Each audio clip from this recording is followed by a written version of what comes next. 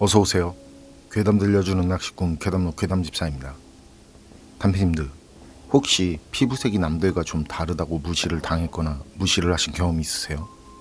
제 친구 중엔 외모가 누가 봐도 동남아 사람 같은 친구가 있는데요.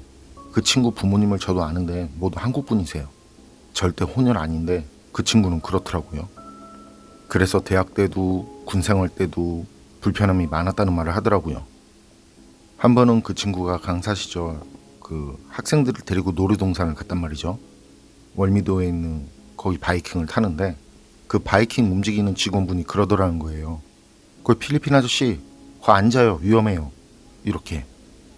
그땐 다들 그냥 일행 아닌 사람들도 다들 크게 웃었다는데 친구는 제게 웃으면서 그 말을 했었지만 가만히 그 친구를 보니까 씁쓸한 표정이 보이더라고요.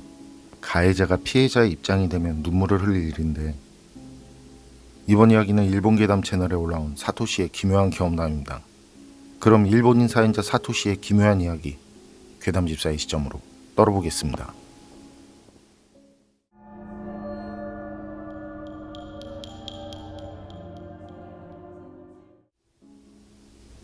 제가 기묘한 이야기 하나 해드릴게요.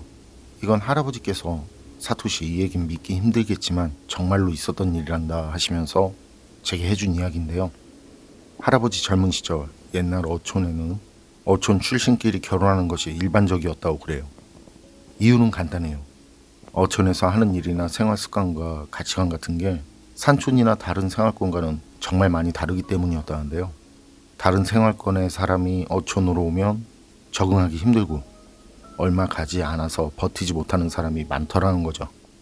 그래서 어촌 사람들은 다른 어촌 사람하고 결혼하는 풍습 아닌 풍습 비슷한 게 생겨났다는 거죠. 그런 시절 할아버지 마을에 야마다라는 사람이 있었는데요. 배를 만들기 위해서 내륙마을에 갔을 때 그 동네 아가씨와 사귀게 됐고 결국 그 아가씨를 아내로 맞이하게 되었어요. 야마다 씨는 잘생기고 건장했기 때문에 야마다 씨를 평소에 마음에 두고 있던, 그래서 아쉬워하는 어촌 마을 처자들이 적지 않았다고 하더라고요. 어쨌든 둘은 결혼을 했고 아기가 태어났어요. 장남 장녀가 태어났고 차남까지. 그리고 셋은 모두 건강하게 잘 자랐죠. 그 시절 유아 사망률이 높았기 때문에 아이들이 별탈 없이 건강하게 자란다는 건 축복받은 일이었죠. 그런데 그렇게 화목한 가정에 자녀가 태어났을 땐 마을에는 충격이 감돌았다고 하는데요. 마지막 태어난 그 아기는 먼저 태어난 형제들과는 다른 이른바 하얀 아이였던 거예요. 그 아이는 부모를 전혀 닮지 않았고요. 용모가 딱 백인 그 자체였다는 거죠. 부모들은 전형적인 일본인 용모고 게다가 모치는 키도 작아서 말이죠. 야마다 씨 부인이 백인과 불륜을 저지른 거 아닌가 하는 그런 소문도 생겨났습니다만 그런 기회가 그런 외진 어촌 구석에서 생길 턱도 없고 또한 야마다 씨 부인도 정숙한 사람이었기 때문에 곧 소문은 잦아들었다는데요. 그런 이유로 야마다 씨 마을 사람 모두는 그 아기를 보면서 신기했다고 그래요. 야마다 씨 막내딸은 그런 모두의 걱정을 뒤로하고는 날로 건강하게 자라났고요. 6살 정도의 나이가 되었을 땐 그 외모가 누가 봐도 완전히 백인 소녀의 모습이었다고 그래요. 당연히 말은 일본어로 말하지만 머리카락은 가을 은행잎처럼 노란색이었고요. 눈동자는 상어의 눈처럼 깊고 푸른색. 피부색도 햇볕에 타서 불그스름하게 변했다가도 햇볕이 약해지는 기간엔 말이죠. 다시 조개 껍질처럼 하얗게 변하더라는 거예요. 이제 애가 그렇다 보니까 마을 아이들은 야마다 씨 막내딸을 따라다니면서 코쟁이하고 놀려먹기도 했다는데 막내딸은 야마다 씨를 닮아서 키도 크고 체격도 좋았다나 봐요.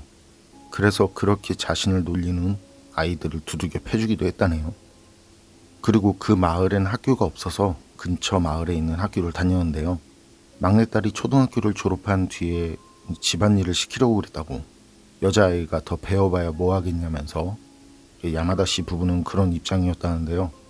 그럼 너무 아깝다고 아이를 고등과정으로 진학시키는 게 좋겠습니다 하고 학교 선생이 아이 진학을 권유하기 위해서 찾아올 정도로 막내딸은 또래보다 머리도 명석하고 성적도 굉장히 좋았다고 그래요.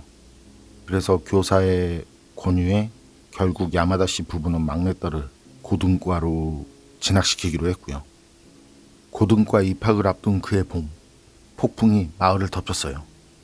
육지 위로 피신시켜 놓은 어선이 바다로 떠내려갈 정도로 파도가 높았던 폭풍. 밤이 지나고 보니 막내딸이 집에서 사라졌어요.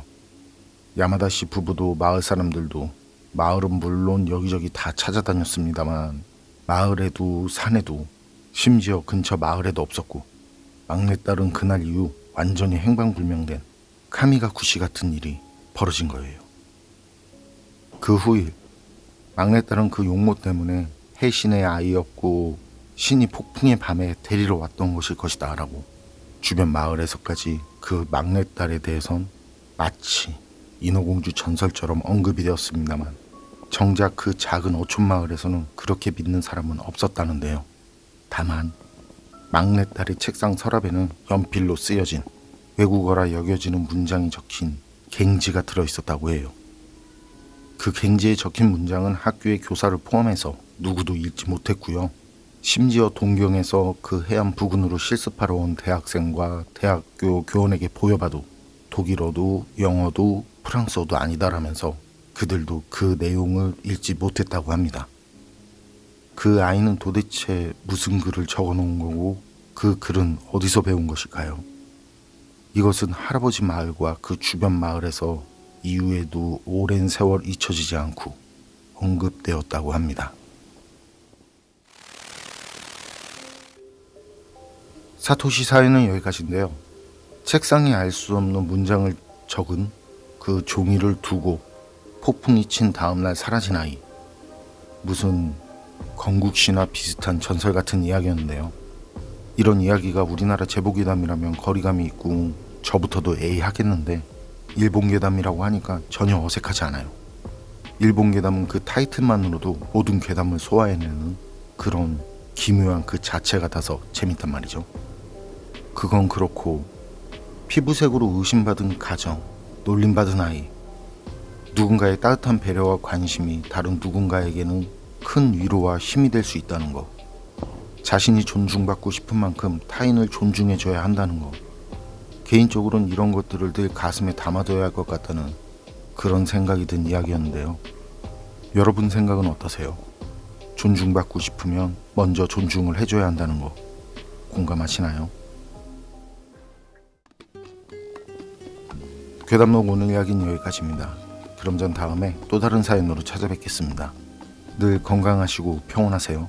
함께 해주셔서 고맙습니다.